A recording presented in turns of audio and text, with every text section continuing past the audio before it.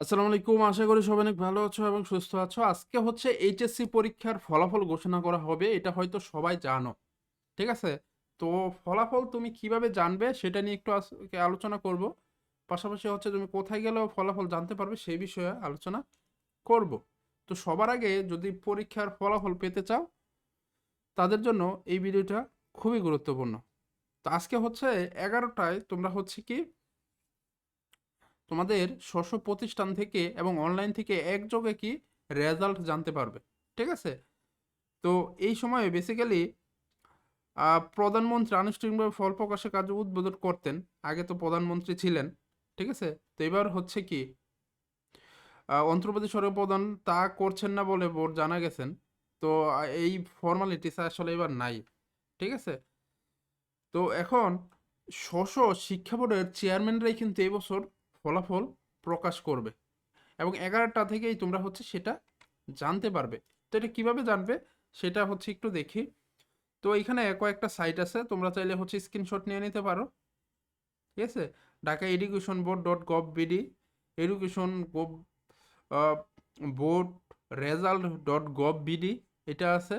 তারপর হচ্ছে education result gov BD, রেজাল্টে কর্নারে ক্লিক করে শিক্ষা প্রতিষ্ঠানে তুমি যদি একদম পুরো শিক্ষা প্রতিষ্ঠানের রেজাল্টও জানতে চাও সেটাও কিন্তু তুমি পারবে এই লিঙ্কে যে।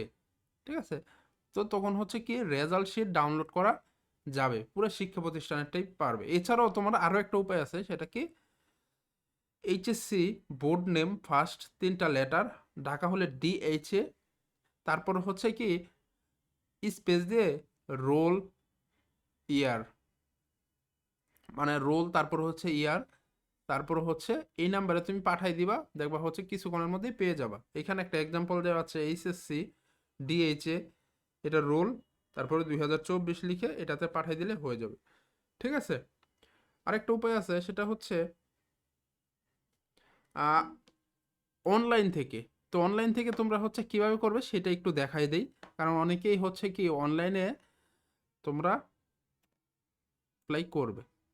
তো এরকম একটা কি ইন্টারফেস পাবে, দেন হচ্ছে তোমাকে এইচএসসি ভোকেশনাল সিলেক্ট করতে হবে, 2024 সিলেক্ট করতে হবে, বোর্ড দিতে হবে ঢাকা, রোল তো আপাতত কারোটা জানি না, রোল বসাবা, রেজিস্ট্রেশন নং বসাবা।